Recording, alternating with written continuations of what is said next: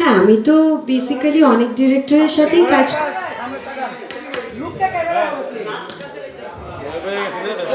আমি ভয় পেয়ে গেছি।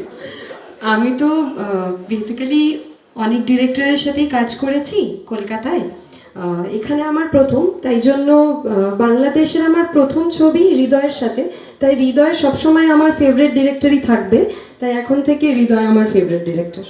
আমি ছোটবেলা থেকেই অভিনেত্রী হতে চেয়েছিলাম, কিন্তু পড়াশোনায় খুব ভালো ছিলাম। আর মা বাবা চেয়েছিল যে আমি গ্র্যাজুয়েশন কমপ্লিট করি, তারপর আমি আমার স্বপ্নের পথে এগোতে পারি। তাই আমি ইঞ্জিনিয়ারিংয়ে চান্স পেয়েছিলাম, তাই আমার ইঞ্জিনিয়ারিং পড়া। আমি ইঞ্জিনিয়ারিং ইলেকট্রনিক্স ইঞ্জিনিয়ার। চাকরিও পেয়েছিলাম অনেক বড়, কিন্তু চাকরি করিনি কারণ আমি অভিনেত্রী হতে চেয়েছি। এইটাই হচ্ছে স্টোরি। অনেক কিছু আছে এর মধ্যে, স্ট্রাগল তো অনেক স্ট্রাগল আছে, বাট পড়াশোনা আমার মনে হয় যে একটা লেভেল অবধি করতেই হয়, বিকজ পড়াশোনাটা বেসিক জানা উচিত। তারপরে যার যেটা ইচ্ছা জীবনে করার সেটা করা যায়। প্রেম টেমের সুস্মিতা আর রাক্ষসের সুস্মিতার মধ্যে অনেক অনেক ডিফারেন্স আছে। অফকোর্স অনেক, মানে 4 বছর প্রেম টেম 2021-এ বেরিয়েছে, আমি অনেকটা ম্যাচিওর্ডও হয়েছি এখন, আর ক্যারেক্টার ওয়াইজও অনেকটা ডিফারেন্ট। তাই এই জার্নিটা ভীষণ ভালো। এই জার্নিটা স্বপ্নের মতো আমার কাছে সত্যি। Every film is like a dream.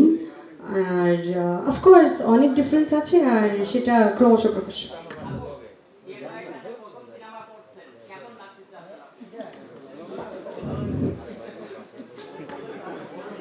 এটা সিয়ামকে তো জিজ্ঞেস করলে না, আমায় জিজ্ঞেস করতে।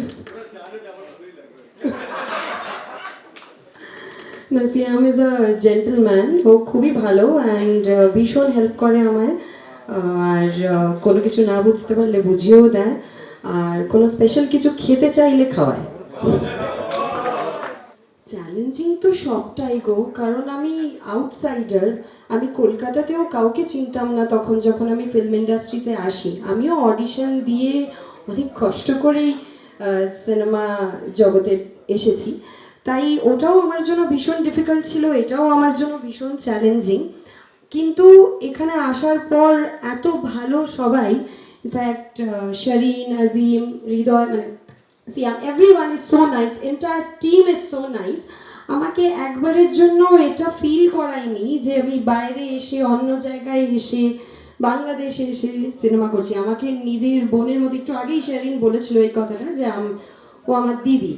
তাই আমার মনে হয় যে এত আদর, আপ্যায়ন, ভালোবাসা, আমাকে একদম নিজের মতো করে নিয়েছে, ফ্যামিলির মতো। তাই আমার একটু ভয় বা ওরকম কিছু নেই যে বাইরে এসেছি কাউকে চিনি না।